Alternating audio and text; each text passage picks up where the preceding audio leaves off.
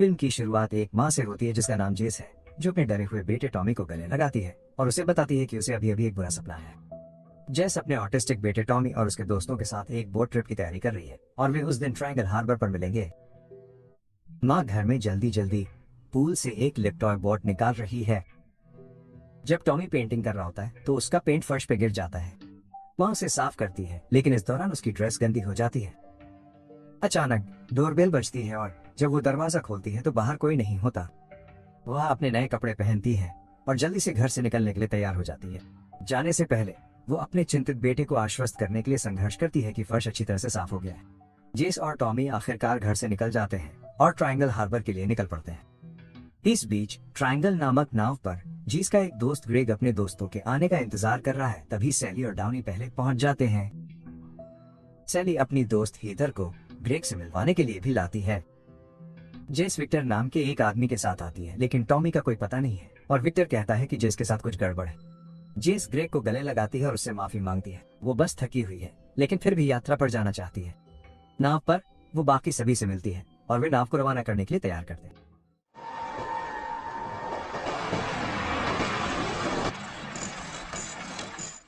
जब नाव चलती है तो जेस केबिन में सो जाती है और समुद्र तट के बारे में सपने देखती है। वो जल्द ही चौंक जाती है। वो आती है। जब हीदर पूछती है कि उसने क्या सपना देखा तो उसे याद भी नहीं है।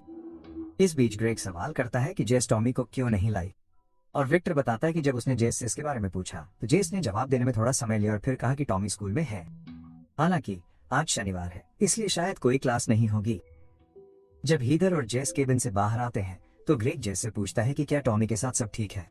जेस कहता है कि वो ठीक है, कुछ भी नहीं बदला है और हर दिन एक जैसा है। कुछ देर बाद हवा अचानक रुक जाती है, जिससे नाव स्थिर हो जाती है। जब वे अपने सामने एक काला बादल बनते देखते हैं तो उन्हें एहसास होता है कि उनके हाथ में एक बड़ी समस्या है। ग्रेग तट रक्षक को एक संकट कॉल भेजता है, लेकिन नौका की स्थिति के बावजूद वे कहते हैं कि कुछ भी असामान्य नहीं पाया गया है। अचानक रेडियो स्थिर हो जाता है। फिर एक डरी हुई महिला की मदद के लिए पुकार की आवृत्ति पकड़ता है। महिला कहती है कि कोई सबको मार रहा है, लेकिन वो कट जाती है। जैसे ही ग्रेग केबिन से बाहर आता है, तूफान उन पे आ रहा होता है। ग्रेग तूफान के आते ही सभी को लाइफ जैकेट पहनने के लिए कहता है और सब कुछ अस्त व्यस्त हो जाता है। विक्टर और ग्रेग नाव को सुरक्षित स्थान पर ले जाने का प्रयास करते हैं, जबकि दोस्त केबिन में छिप जाते हैं। ग्रेग जेस को पकड़ लेता है और उसे संभालता है, जबकि खुद नाव चलाता है। टाउनी सैली को थामे रहता है जब तूफान नाव को पलट देता है और हीदर को जहाज से बहाकर सीधे समुद्र में ले जाता है।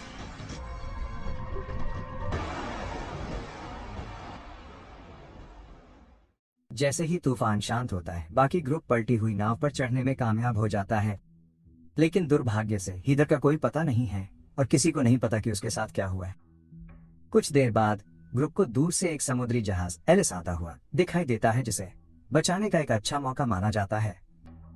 ग्रुप को उम्मीद है और वे चिल्लाते हुए जहाज से मदद मांग रहे हैं, जबकि जेस उसे शक की नजर से देख रही है। फिर उन्हें पुल पर एक व्यक्ति का सिलहूट दिखाई देता है और जब जहाज आखिरकार उनके पास पहुंचता है तो वे सभी उस पर चढ़ जाते हैं। ये स्पष्ट नहीं है कि जेस को इस पर शक क्यों है, लेकिन उसके पास उनके साथ जाने के अलावा और कोई चारा नहीं है। समुद्र से बाहर निकाले जाने के बाद वे जहाज पर चढ़ जाते। हालांकि उन्हें जहाज पर कोई नहीं मिलता है। ग्रेग सोचता है कि उन्हें पुल पर जाना चाहिए और कप्तान से बात करनी चाहिए। जहाज में घुसते ही जेस ग्रेग से कहती है कि उसे गलियारे की पहचान है, लेकिन ग्रेग कहता है कि सारे गलियारे एक जैसे ही हैं। बाकी लोगों को 1922 की एक फ्रेम की हुई तस्वीर मिलती है, जिसमें वही जहाज दिख रहा है जिस पर वो है। पता चलता है कि एलिस हवा के यूनानी देवता है और सीसफस के पिता है, जो एक पौराणिक पात्र है जिसने मौत को धोखा दिया था। उसे देवताओं ने एक ही पत्थर को हर दिन पहाड़ी पर लुढ़काते रहने का आदेश दिया था, ताकि वो फिर से नीचे लुढ़क जाए। इस समूह की चर्चा तब बाधित होती है जब वे जहाज पर खटखट की आवाज सुनते हैं और महसूस करते हैं कि वे अकेले नहीं। आवाज का पीछा करते हुए उन्हें चाबियां मिलती हैं, जिन्हें जैस अपनी पहचानती है। उसे यकीन नहीं होता कि उसके घर की चाबियां वहां कैसे हो सकती हैं। पॉपी समूह को भी यकीन नहीं हो रहा है, जबकि जेस चाबी के छल्ले में अपने बेटे की तस्वीर दिखाती है, जो उसके लॉकेट में है। सैली का कहना है कि हीदर किसी तरह बच गई होगी और उसी जहाज पर चढ़ गई होगी, इसलिए चाबियां वही लाई होगी। जहाज के बॉलरूम में पार्टी के लिए सब कुछ तैयार है और खाने पीने की भी भरपूर व्यवस्था है, लेकिन आसपास कोई नहीं है। सैली हीदर का नाम पुकार रही है। तभी जेस को किसी के भागते हुए दिखने की झलक दिखती है और वो बाकी लोगों को बताती है। विक्टर तुरंत उस रहस्यमयी व्यक्ति के पीछे भागता है और सुनसान गलियारों में खोजता रहता है। जबकि बाकी लोग बॉल रूम में ही रहते हैं। ग्रेग विक्टर के पीछे जाने का फैसला करता है और जेस उसके पीछे जाती है। सैली और डाउनी को पीछे छोड़ देती है। इधर जेस ग्रेग को समझाने की कोशिश कर रही है कि हर बार जब वो एक कोने पर मुड़ती है तो उसे डेजा वू होता है, लेकिन ग्रेग का कहना है कि वो बस सदमे में है। अचानक बहते पानी की आवाज से उनका ध्यान भंग हो जाता है और वे जांच करने का फैसला कर एक बेडरूम के अंदर उन्हें एक शीशे पर खून से लिखा एक संदेश मिलता है जिसमें उन्हें थिएटर जाने का निर्देश दिया गया है। इस बीच विक्टर अभी भी उस व्यक्ति को खोजने की कोशिश कर रहा है जिसे जेस ने लाइनर पर खड़खड़ाहट की आवाज के पीछे गलियारे में भागते देखा था। जेस को आईने पर खून देखकर डर लगता है, जबकि ग्रेग का कहना है कि क्रू उनके साथ मजाक कर रहा है। उनकी बहस हो जाती है और जेस चली जाती है। वो अकेली बॉलरूम लौटती है और देखती है कि सैली और डाउनी जा चुके हैं और खाना सड़ रहा है। इस बीच सैली और डाउनी को फर्श पर खून दिखाई देता है और वे डेक से खून के निशान का पीछा करते हुए थिएटर तक पहुंचते हैं। जेस के पास वापस आने पर वो पास में ही एक धमाके की आवाज सुनकर छिप जाती है और देखती है कि विक्टर कमरे में लड़खड़ा पूरा खून से लथपथ। जेस ये पता लगाने की कोशिश करती है कि क्या हुआ, लेकिन जवाब देने के बजाय विक्टर उसका गला घोटना शुरू कर देता है। जेस अपनी जान बचाने के लिए संघर्ष करती है और आखिरकार उसके सिर के पीछे लगे घाव को दबाने में कामयाब हो जाती है। अभी भी सदमे में जेस शॉटगन की आवाज सुनकर सदमे से बाहर आती है और देखने के लिए दौड़ती है कि क्या हो रहा है। थिएटर में सैली और डाउनी ग्रेग के शरीर पर रो रहे हैं जिसे अभी अभी गोली लगी थी। सैली अचानक उस पर झपटती है और ग्रेग को गोली मारने का आरोप लगाती है, तो जेस कहती है कि वो विक्टर के साथ थी, लेकिन सैली उसे बताती है कि ग्रेग ने कहा था कि उसने उसे गोली मारी। डाउनी पूछता है कि जेस ने उन्हें थिएटर में आने के लिए क्यों कहा, लेकिन वो जोर देकर कहती है कि उसने ऐसा नहीं किया तभी कोई बालकनी से गोली चला रही।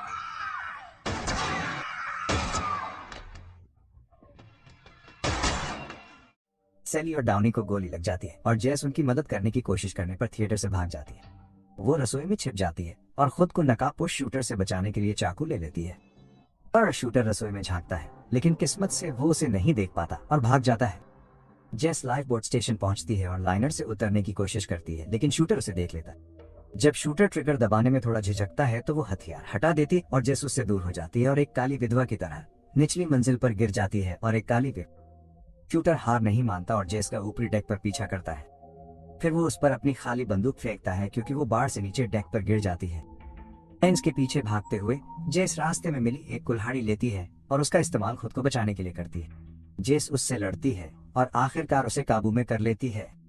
यहाँ उसे पता चलता है कि हमलावर एक महिला है और वो कहती है कि जेस के लिए घर वापस आने का एक ही रास्ता है कि वो उन सभी को मार डाले। जेस हमलावर पर कुल्हाड़ी से वार करती है और वो रहस्यमय व्यक्ति समुद्र में गिर जाता है। जैसे ही वो होश में आने की कोशिश करती है, उसका ध्यान पास के केबिन से आ रही संगीत की आवाज से हट जाता है जो एक पुराने रिकॉर्ड प्लेयर पर लूप में चल रहा होता है। जब वो नया संगीत चालू करती है तो उसे बाहर से आवाजें आती हैं। जेस सावधानी से डेक पर जाती है और देखती है कि ग्रेग, विक्टर, डाउनी, सैली और वो खुद पलटी हुई नाव पर मदद के लिए चिल्ला रहे हैं। वो सदमे में है ये सोचकर कि अभी क्या हो रहा है, और फिर गलती से पुराने रिकॉर्ड प्लेयर पर फिर से संगीत को लूप में चला देती है। वो उस समूह को भी सुनती है जो अभी अभी जहाज पर चढ़ा है, जिसमें वो खुद भी शामिल है। जेस छिपी रहने का फैसला करती है और कुछ देर पहले हुई घटनाओं को देखती है जिसमें बातचीत भी शामिल है। जब बाकी लोग सिस्फस के बारे में बात कर रहे होते हैं, जेस पीछे मुड़कर देखती है और उसे देखती है और उसे देखती है। जेस की जेब से चाबियां गिर जाती हैं और वो फर्श पर गिर जाती है। तभी ग्रुप को एक खनकने की आवाज आती है तो वह भाग जाती है। बाद में वो सुनती है कि ग्रुप हीदर को ढूंढ रहा है और उसे एहसास होता है कि वो वही है जिसके पीछे वे पूरे समय से थे। जेस पीछे मुड़कर देखती है और उसे आईने में देखती है जबकि विक्टर उसका पीछा करता है। असली जेस वापस डेक पर जाती है और डाउनी के शरीर को पानी में देखती है जिसे सीगल खा रहे हैं। तभी विक्टर उसे डेक पर पाता है और हैरान होता है कि वो इतनी जल्दी वहां कैसे पहुंच गए, क्योंकि उसने बाकी ग्रुप को बॉलरूम में छोड़ दिया था। जेस ईमानदार होने की कोशिश करती है और विक्टर को समझाती है कि जहाज पर कुछ अजीब हो रहा है। उसे बताती है कि उसकी कॉपी ग्रुप के साथ नीचे है। वो समझाने की कोशिश करती है कि जहाज पर हर किसी के शरीर बिखरे हुए हैं और वे सभी पहले यहाँ थे। वो विक्टर को यह विश्वास दिलाने की कोशिश करती है कि पूरा ग्रुप मर जाएगा और उसने पहले ही विक्टर के सिर में एक छेद पाया था, लेकिन वो उसे खारिज कर देता है। उनके बीच बहस के दौरान जेस गलती से विक्टर के सिर को दीवार में लगे एक हुक से टकरा देती जो उसकी खोपड़ी में घुस जाती। अपने किए से हैरान होकर वह भाग जाती है, जबकि विक्टर के सिर के पिछले हिस्से में एक घाव हो जाता है। ब्रेकडाउन के दौरान वो क्रू के लॉकर रूम में पहुंचती है और उसे मुड़े तोड़े कागजों का एक बंडल मिलता है जिस पर वही संदेश लिखा होता है, अगर वे बोर हो गए हैं तो उन सभी को मार डालो। इसको एहसास होता है कि ये सभी संदेश बिल्कुल उसकी लिखावट से मिलते जुलते हैं। अब शूटर ने जो कहा था वो उसके दिमाग में बार बार घूम रहा है और अब और भी साफ हो गया है। और सुराग ढूंढते हुए वो लॉकर खोलती है और उसे एक कतार में ऐसे कपड़े मिलते हैं जो पिछले शूटर ने पहने हुए थे। जिसको शॉटगन की एक कतार भी मिलती है क्योंकि आवाज बार बार उसे घर वापस जाने के लिए उन सभी को मारने के लिए कहती है। वो जहाज से उतरने के लिए क्या करे इस पर विचार कर रही है, तभी उसकी नजर फर्श पर ग्रिड से लटके अपने लॉकेट पर पड़ती है। वो नीचे देखती है और उसे अपने जैसे ही कई हार दिखते हैं, तभी उसके गले का वही लॉकेट फिसल कर ग्रिड से नीचे गिर जाता है। उसे अब एहसास होता है कि सब कुछ दोहराया जा रहा है और वो गोला बारूद पैक करने लगती है। जहाज से उतरने के लिए वो अपने दोस्तों और अपने दूसरे ग्रुप को लेने निकल पड़ती है। सैली, डाउनी और ग्रेग के साथ नया ग्रुप थिएटर की ओर बढ़ता है और घायल विक्टर इधर उधर भटकता रहता है। तभी जेस विक्टर से टकरा जाती है और उसे बंदूक की नोक पर ले लेती है, लेकिन उसे भरोसा दिलाती है कि वो सब ठीक कर देगी और सभी को जहाज से उतार दे। वो खुद को बॉलरूम में प्रवेश करते हुए देखती है और विक्टर को जाने देती है। अब वो दूसरे जेस पर निशाना साधता है। पिछली बार की तरह बॉलरूम में उसका गला घोंटने के बजाय विक्टर अब जेस को 2 बार देखकर हैरान रह जाता है। अपने दूसरे रूप पर गोली चलाने में असमर्थ वो नए जेस को जाने देती है। विक्टर को अब यकीन हो गया है। वो उसे याद दिलाने की कोशिश करती है कि सब कुछ पहले हो चुका है, तभी शॉटगन की आवाज आती है। तो वो जानती है कि कोई ग्रेग के शरीर के ऊपर खड़े सैली और डाउनी को गोली मार देगा। वह उन्हें धक्का देती और गोली नहीं लगती। थिएटर से बाहर निकलते समय सैली और डाउनी जेस का पीछा करते हैं क्योंकि वो समझाने की कोशिश करती है कि अभी जो कुछ भी हो रहा है वो पहले भी हो चुका है, जिससे पता चलता है कि वे पैटर्न को बदल सकते हैं। सैली और डाउनी जेस की बातों को समझने में असमर्थ हैं और जेस विक्टर के पास वापस जाने के लिए शॉटगन लेकर उन्हें छोड़ देती है। जब वो बॉलरूम में वापस आती है तो विक्टर कहीं नहीं होता है और उसे डॉक की ओर जाने वाले खून के निशान मिलते हैं, जिससे पता चलता है कि विक्टर पानी में गिर गया होगा। गलियारे में डाउनी दूर से किसी पर गोली चलाता है जो नकाबपोश शूटर निकलता है। वो नकाब उतारती है जिससे पता चलता है कि वो एक और जेस है जिसके चेहरे पर खून लगा। नकाबपोश जेस उन्हें बताती है कि विक्टर समुद्र में गिर गया है और उन्हें बचने के लिए उसके पीछे जाना होगा। असली जेस क्वार्टर में चिल्लाकर उन्हें चेतावनी देने की कोशिश करती है, लेकिन उसका दूसरा रूप सैली और डाउनी को एक कमरे में ले जाने में कामयाब हो जाता है। वहां शूटर जैसे एक चाकू निकालता है और उन दोनों पर वार करता है। जैसे ही जेस डाउनी को चाकू मारता रहता है, सैली उस खतरनाक जाल से बच निकलती है। असली जेस सैली का पीछा करती है, लेकिन सैली नहीं रुकती। उसे लगता है कि असली जेस ने ही उन पर चाकू मारा है। सैली असली जेस से बचने के लिए इंजन रूम में छिप जाती है। फिर वो एक कंट्रोल रूम ढूंढती है और मदद के लिए भीख मांगते हुए एक संकट कॉल भेजती है। जैसे ही सैली कमरे से बाहर निकलती है, स्पीकर से ग्रेग की आवाज सुनाई देती है।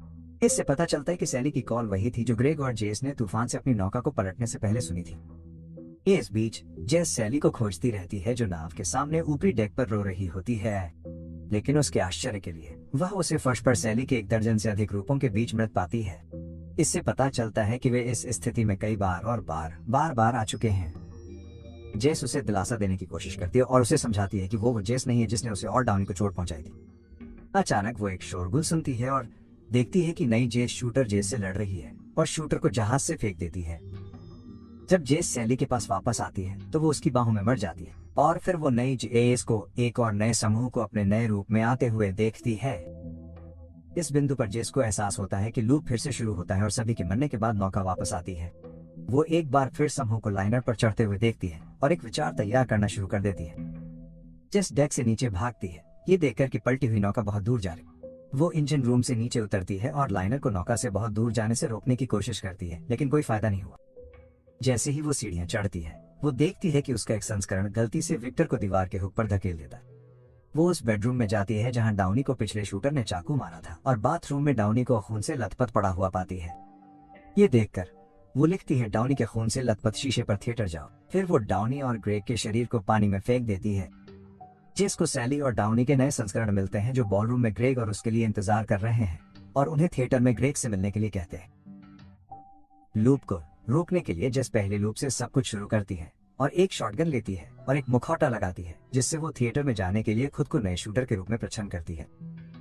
मुखौटा पहने हुए जेस अपने नए संस्करण को सुनती है जब वो ग्रेग को उनके तर्क के बाद छोड़ देती है।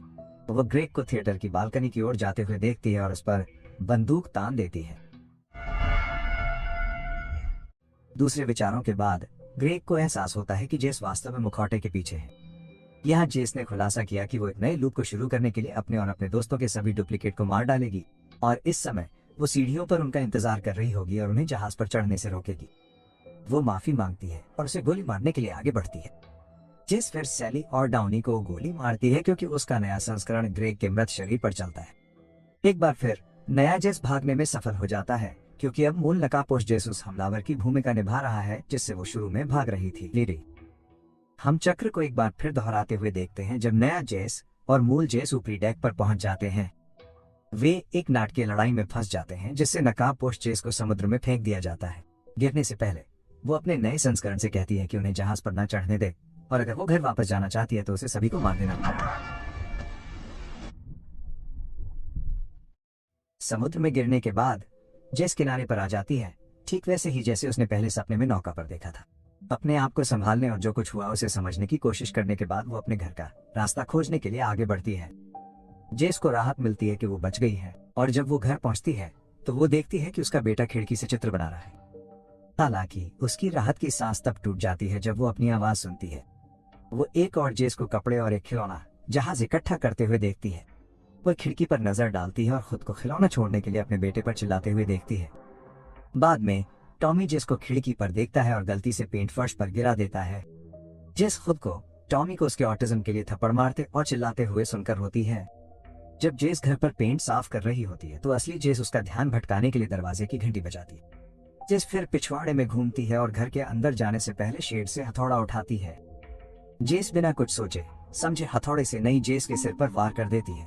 वो इधर उधर देखती है और महसूस करती है कि टॉमी ने पूरी घटना देख ली थी, इसलिए वो अपने बेटे को गले लगाती है और उसे समझाती है कि उसने जो देखा वो सिर्फ एक बुरा सपना था। फिर जेस लाश को एक बैग में रखती है और खोया हुआ लॉकेट लेती है और बैग को अपनी कार की डिक्की में रख देती है। काम खत्म करने के बाद वो और टॉमी फिर से निकल पड़ते हैं। इस बार जेस टॉमी से वादा करती है कि वो उसे फिर कभी चोट नहीं पहुंचाएगी। अचानक एक सीगल विंडशील्ड से टकराता है और वो सड़क के किनारे गाड़ी खड़ी कर देती है। टॉमी परेशान हो जाता है, इसलिए वो उस पक्षी को दफनाने का फैसला करती है। जैसे ही वो सीगल को समुद्र में फेंकने के लिए किनारे पर जाती है तो उसे उसी जगह पर मृत सीगल का ढेर दिखाई देता है। ये महसूस करते हुए कि वो अभी भी फंसी हुई है, जेस जल्दी से कार में वापस आती है और गाड़ी चलाती है। दुर्भाग्य से जब जेस अपने बेटे को शांत करने की कोशिश कर रही होती है तो वो सामने से आ रहे एक ट्रक से टकरा जाती है जिससे कार पलट जाती है और दुर्घटनाग्रस्त। इसके तुरंत बाद लोग मदद के लिए इकट्ठा होते हैं और जेस के शरीर को पाते हैं जो पहले ट्रंक में छिपा हुआ था और टॉमी अपनी चोटों से मर रहा था। लेकिन अजीब बात यह है कि असली जेस को यह दृश्य बिना किसी चोट के खड़ा देखा जाता है। अचानक एक टैक्सी ड्राइवर उसके पास आता है और बताता है कि दुर्घटना में घायल लड़के को वापस लाने के लिए कुछ भी नहीं किया जा सकता है। ये महत्वपूर्ण शब्द सुनकर जेस कुछ समझती है। वो ट्रायंगल हार्बर पर उतरने के लिए कहती है और सो जाती है। जब वो उठती है तो वो हार्बर पर होती है। उसकी याददाश्त कमजोर होने के कारण जेस विक्टर से मिलती है लेकिन वो भूल जाती है, इसलिए विक्टर खुद का परिचय देता है और उसे नौका तक ले जाता है। विक्टर पूछता है कि टॉमी कहाँ है और उसे जवाब देने में थोड़ी देर लगती है और वो उसे बताती है कि टॉमी स्कूल में है। ग्रेग उन्हें नौका पर मिलता है और जेस उसे गले लगाती है, माफी मांगती है। अंत में वो ग्रेग की नाव पर दूसरों के साथ जाने का फैसला करती है जिससे लूप फिर से शुरू होता है। जाहिर तौर पर उसे उम्मीद है कि ऐसा करके वो अपने बेटे को वापस लाएगी।